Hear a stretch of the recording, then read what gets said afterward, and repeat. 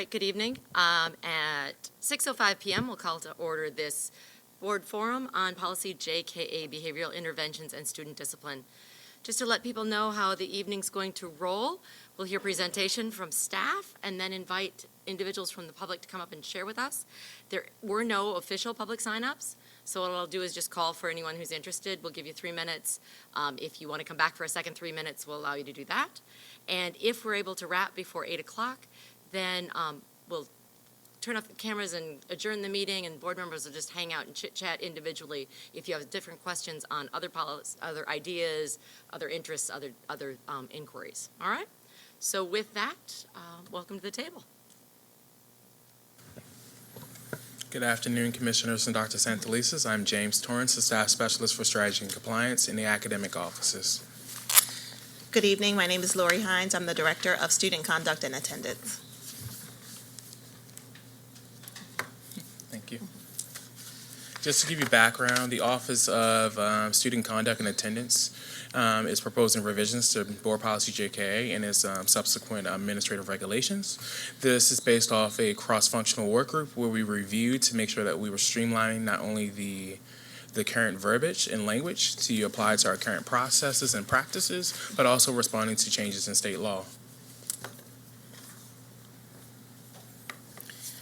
Currently, state law prohibits the suspension of students in grades pre-K through second in that grade band. A student may be suspended, however, in that grade band for up to 5 days if the school administrator consults with a related service provider and it is determined that the student is an imminent threat of serious harm. Also, school administrators are required to develop and monitor the interventions prior to that suspension being given to the student in that particular grade band. In terms of state law, there was a statutory definition of restorative approaches. We previously in city schools had restorative practice methods. We incorporated the language to align with the restorative approaches definition based off of the recommendations. Also, the state law, there was a work group that was put together to examine the state's restraint and seclusion law, as well as the application of the actual restraint and seclusion, and looking to figure out what and how and who can do restraint and seclusion and what methods they can use. So as Mr. Torrance stated, in order for us to be in alignment with the state law, everywhere that it said restorative practices, we replaced that language with restorative approaches, and we removed anything about like the capitalized RP, like the vendor, and so we didn't want any confusion, and so we have replaced the language with restorative approaches. And then we also made sure that we did not exactly implement the entire restorative approaches definition, because we worked diligently with advocates in the discipline community to make sure that we had explicitly what restorative approaches look like in our district. So we maintained that and added the added language from the actual state definition based off of the work we did previously that took 2 years.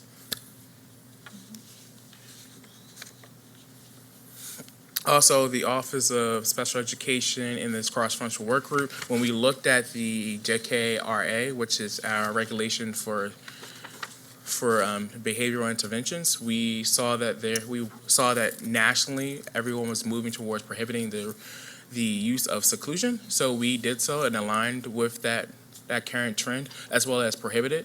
But we also understood that the seclusion of students, it does not align with our restorative approaches at the district that we want to do. So we did this as a philosophical and what's right for students. As I previously stated, the revised policy limits suspension of pre-kindergarten through second grade students without the consultation of a school psychologist, or a related service provider, and it has to be determined that the student poses imminent threat of serious harm. Also, we removed the 59-minute time limit for student removals, and so what that means is that previously before, if it was past 59 minutes, that would constitute a suspension, and so we removed that time line because we realized that when the related service provider is consulting with the student to do a thorough assessment, that may take longer than 59 minutes. Lastly, it clarified the language for administrative transfers for safety and security concerns.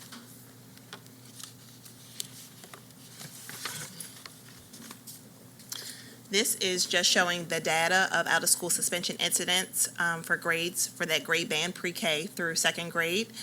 And if you look at the data in school year 2016-17, we had 756 incidents. School year 17-18, there were 143. Last school year, there were only 44. And so you see that that's a one-year change of 81.08% and a two-year change of 69.23%. We also propose technical revisions to JKA RC, which applies to students with disabilities under IDEA. We clarified the responsible office, clarified the cumulative versus consecutive days of suspension. Often families were thinking that a student could be suspended up to 10 days, and then there had to be a FAPE or manifestation hearing on the 11th day. We clarified it so that it was clear in language that parents and families and students and our staff can clearly see it. We also created a proactive measure where we require manifestation hearings for 5 days instead of 8 days, because we want to make sure that we are being proactive in this instance. Can I also, I'm sorry to interrupt on that, but on slide 9, we had a discussion during the last forum about the additional context for the year-over-year decline, which I think describes really well the other supports that have been put in place. So this is not just we don't report it anymore. And I think for matter of public record, that should be part of this. So I'm just going to say, given that this is going to be posted and it is public record, I would just recommend that we add a slide that references the practice and support differentials that you all verbally described last time. Okay. Would you like us to touch on those now or no? I mean, if people have questions, I know that you said it at the other, at previous meeting. Okay. So if members of the board or the public have questions, they can certainly ask it. I don't need to hear it. Okay. I just think for documentation purposes, Yes. given the current climate nationally, and given the fact that I think we need to actually document the additional supports given other approaches to discipline that are occurring in other places, I think we want to go on record as our approach with pre-kindergarten through second graders is not just a cessation of suspension, but it is the addition of that this decline is the result of the supports that you all and the team have worked to put in place. I think is just an important contextual. Duly noted. Thank you. And also, Dr. Santalese says that also ensures the public knows that we're not just saying, oh, kumbaya, everything's great, and then there aren't consequences or risks. That's exactly right, Commissioner. Exactly. So then, on slide 10, just a quick piece, just to clarify, that's for students who are already identified as having special education needs. Correct. Yes. Just to make that really clear, so that people aren't thinking, wait, my typical developing child is approaching 5 days of suspension, now have I got an IEP? So No. just Yes.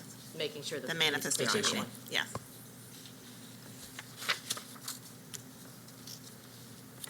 And also for slide 11, we understand that students with 504 plans are also students with disabilities, so we also clarified that language again.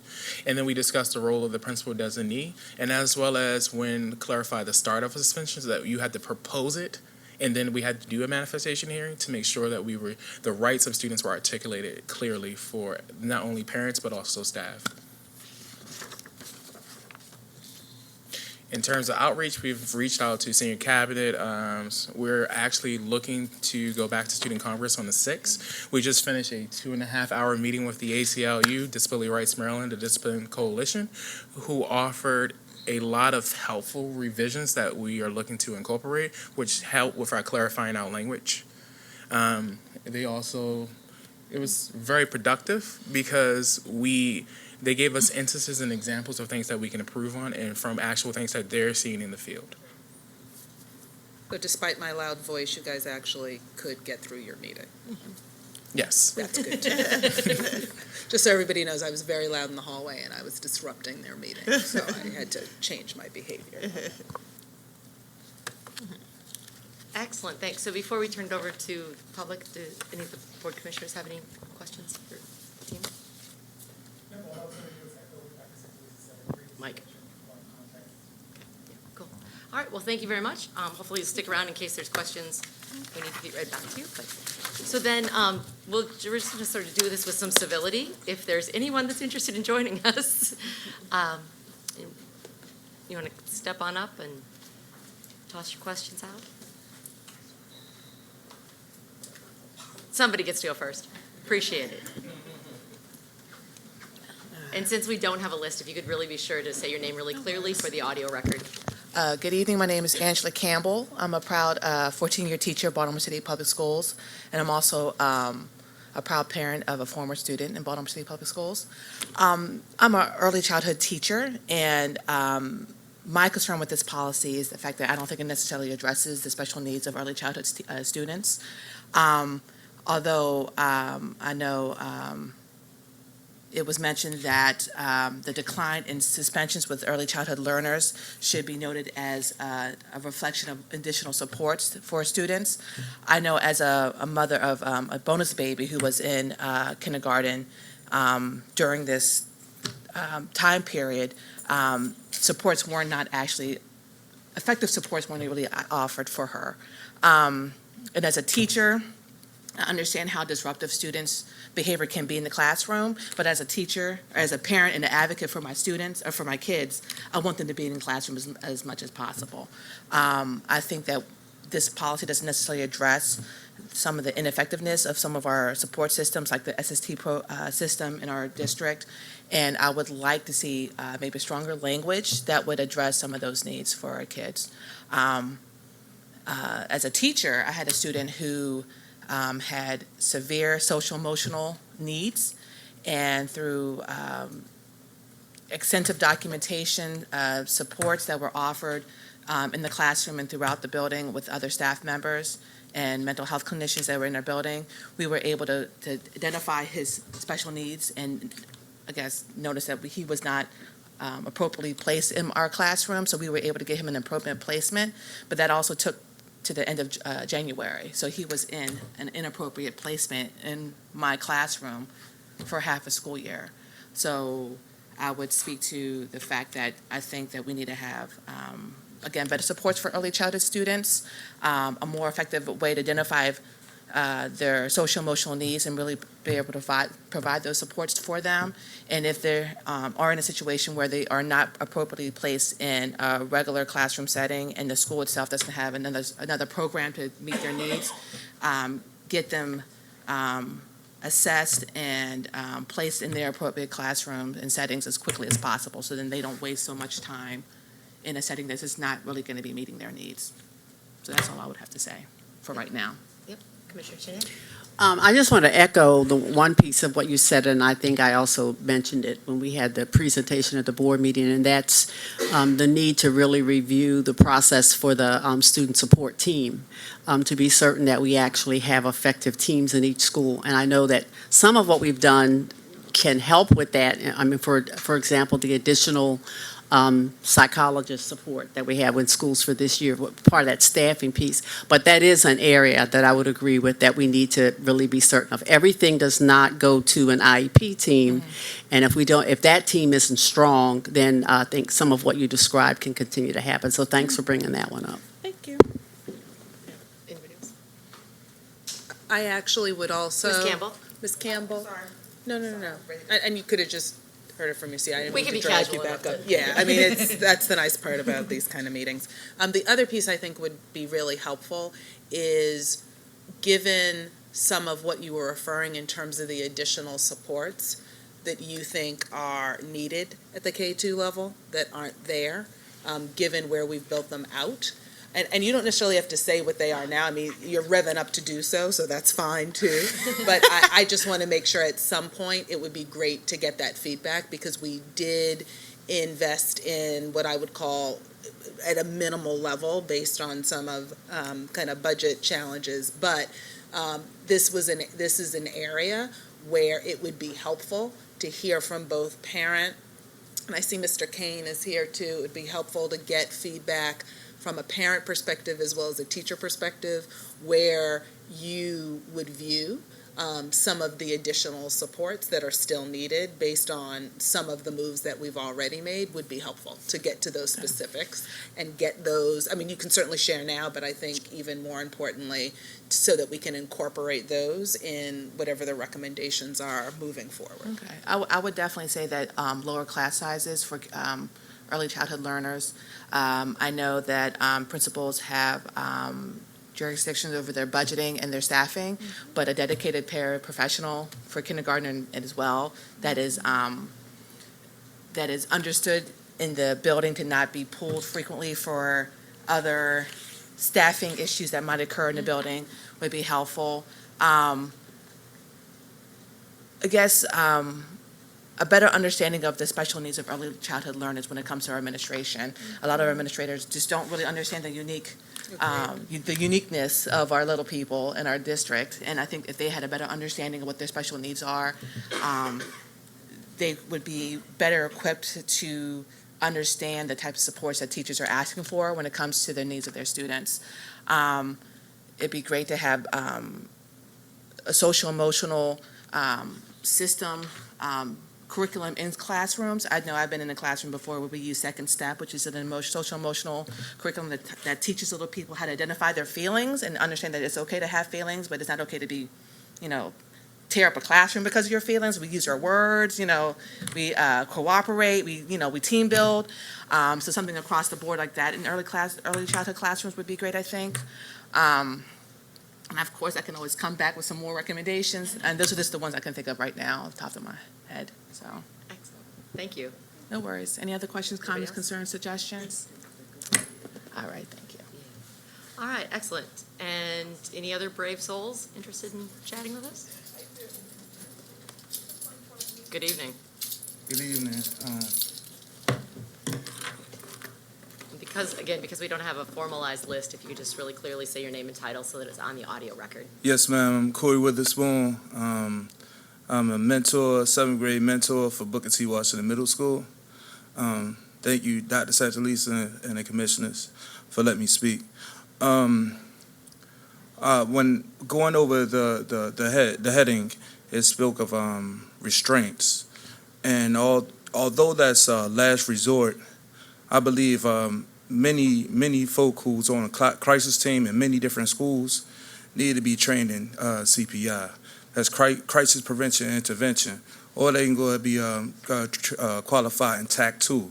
That's a more therapeutic style of de-escalating and getting right down to the bottom of it. And I know like the whole district, and I'm proud of the district for being more trauma informed and with restorative practices and but at the same time, there are times just like the teacher, the aforementioned teacher, she spoke about a youth throwing just tearing up a classroom. This happens. Like, youth, they act out. And, and what we know about restraints is that you unsafe to self, you unsafe to others, right? And then you unsafe to, to all around you. And, like, if you actually work in the school and handle climate control like I do, that happens constantly, right? So, but how do you do this? What's a smart way of doing this? So what you could have is a train in every school. All right. Whereas though the trainer is actually responsible for training other staff in the crisis. I'm sorry, not crisis team, but the climate control. He's responsible for training the other climate control citizens in the school to go ahead and handle said situation. And it also says that we shouldn't in these two models that it's two staff that's supposed to handle each situation. Therefore, you have a buddy partner. You have a partner. Whereas those, you're going in. You have code words. You have everything. So everything is uniformed and nothing is sloppy. And that's what you'll see in Baltimore City, in all school systems. When breaking up different fights or something like that, it's sloppy. That's why is it sloppy? Because nobody is trained.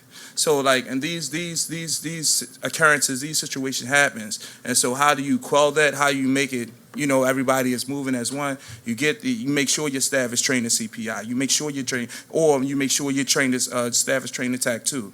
it's cost and efficient if you just have. I know Pride Department, all their staff was trained in CPI, but the general population who's not in Pride is not. I know my time expired, but I just wanted to just give that. No, appreciate that, Mr. Witherspoon. All right. Questions? All right, thank you. Yes. Thank you, Cory, for coming. Do you know if we have, Dr. Santelises, someone who, or folks that are CPI trained in each of our schools, or is it specific schools?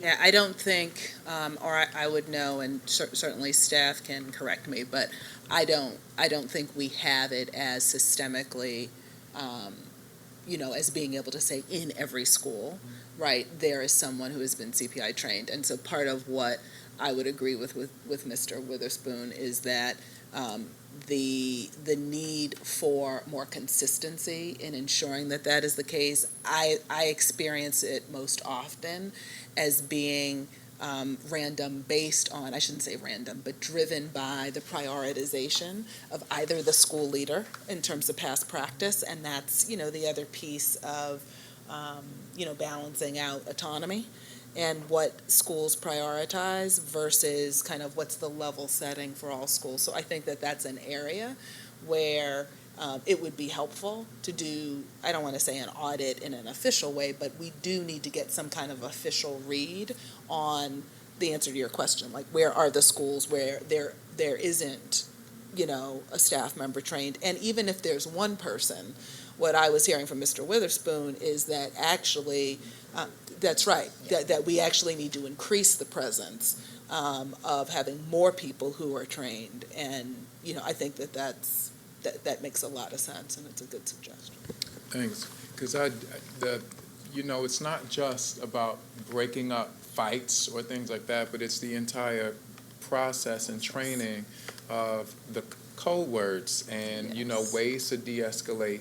And can I know we catch it, right? So, all right, so you, it's also like understanding responses, like, like the punitive response, which is no, you can't, it's like the logical response to a actual, circumstance or event that happens. Both TAC 2 and CPI teaches staff all that. Mm-hmm. So that'll further enrich our staff, whereas though you won't go ahead and blow off the handle when you see a situation. Okay, this is learned behavior. So learned behavior, it has a certain type of a way, that method in which you do. Why do I know all this? Because I'm trained in both. Mm-hmm. So every school doesn't have people that's trained in both. So if we can go ahead just around the whole map, it'll beautify our system in a way that we handle situations and we de-escalate different areas. I think it's a great idea. And I'm also curious to know, and, determining what staff is actually, trained across the district. I know that our police officers, our school police, have probably more training than any other employee. Absolutely. And I'm curious to know if they are trained in CPI, what their training is like in regards to CPI and TAC 2 training. Yeah, I think part of it, and to your point, they're probably more trained Mm-hmm. than any other group of staff in the district, and have actually assisted. So last year when we expanded de-escalation training for staff, they were at the forefront in helping with some of that training. I think the question comes back to what number of staff, right? And where are those staff deployed? So, to the credit of the team, we opened up 500 slots, right? We added those additional slots when we realized we needed that district-wide, and I think it was within one day, 500 slots were filled, right? Wow. So at some point, it becomes a question, and I know, Ms. Hines and I have had this discussion, that at some point, the training question becomes, is it folks signing up for training, and you have a certain number of slots because it costs, right? At some point, it costs for each band of training it costs, and then how does that training match up with other required training? And so it requires us to do some mapping, and that's been some of what the challenge has been. So when we found extra money, we dedicated it to that training, but again, it was much more sign up for it. And I would say in a lot of cases, what happens when we have extra funding, that's how we go about it, right? And we'll open it up. And frankly, the same could be said if we were talking about early literacy training, right? When there is extra funding found, we open up the spaces and we increase it. I think where we're on the cusp as a district is what is the plan? Like which training, which development are we targeting for everyone to have? And we know that it might take X number of years to get there versus which training is optional and folks sign up as they can. And so I think in a number of areas, and we don't necessarily have anybody here tonight, but when we talk about the professional learning, that's part of the challenge, is that everybody wants everybody to be trained in everything right now. And at some point, you have to be able to say systematically, this is what we're going to prioritize, and this is how many people we can move through in this period of time. Please. Thank you. Commissioner Brooks, and then Commissioner Chinya. Yeah, Dr. Santalisa, is there, in terms of the folks who would be trained in this, is it, how much money, could it be volunteer? Like, I'm trying to figure out, like, would volunteers be able to support? Would there be sort of? Yeah, I mean, we have existing, I mean, and again, to go back to the school police example, because school police have been trained, they actually assist with some of that training.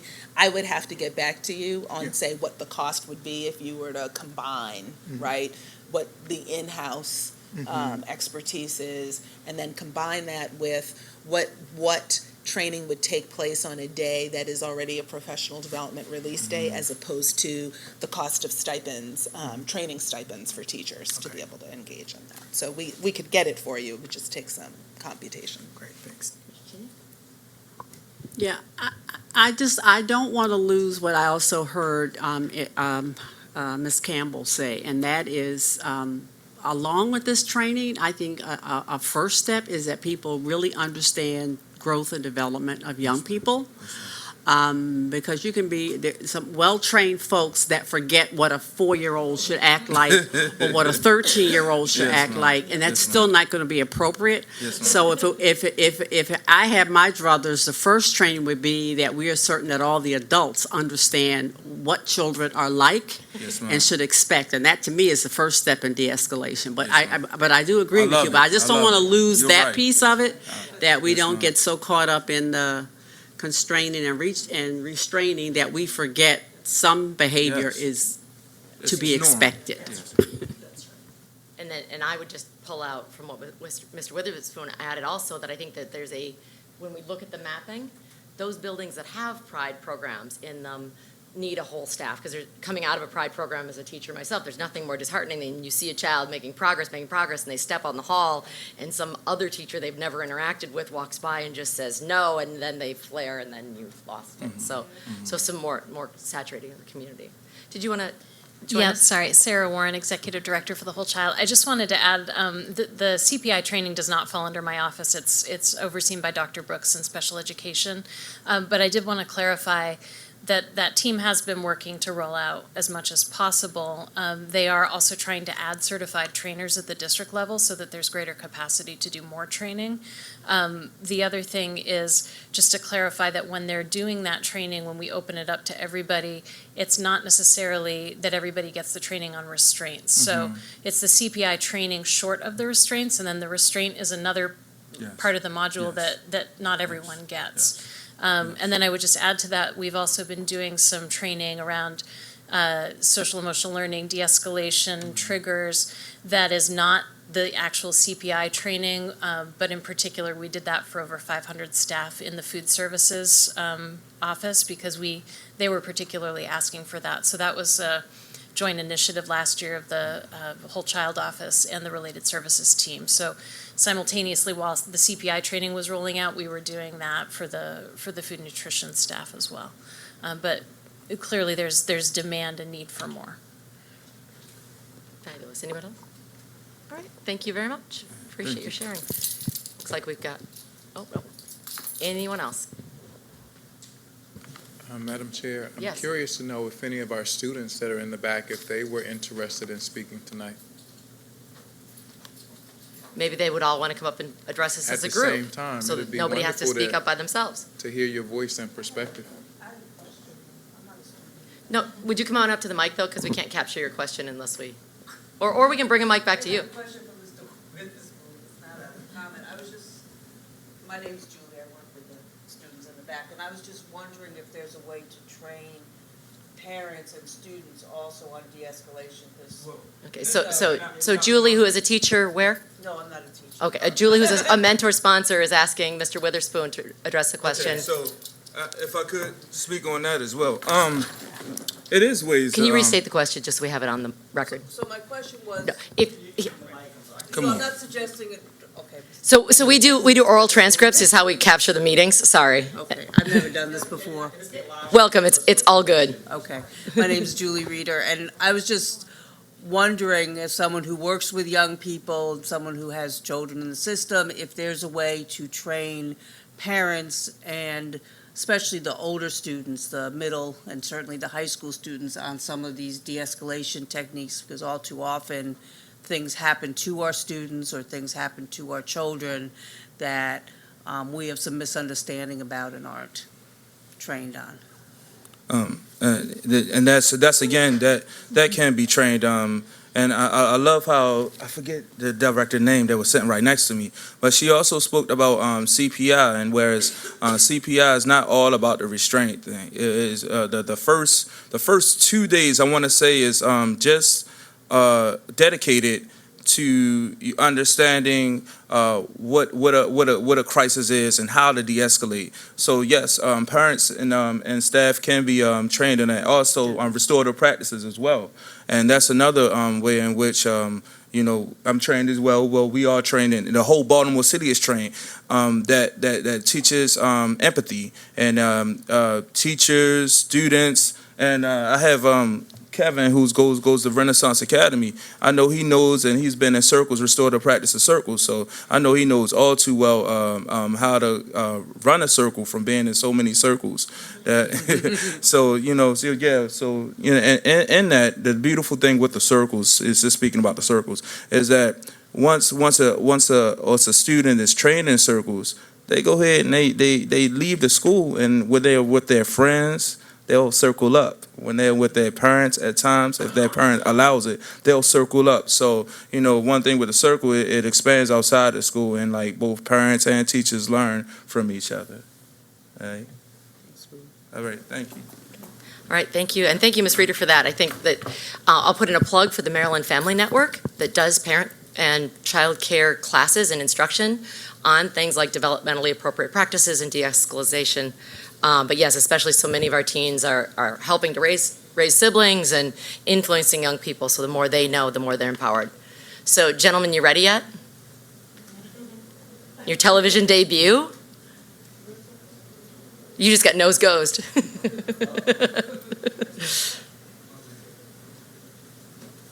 Nope, fast, here we go.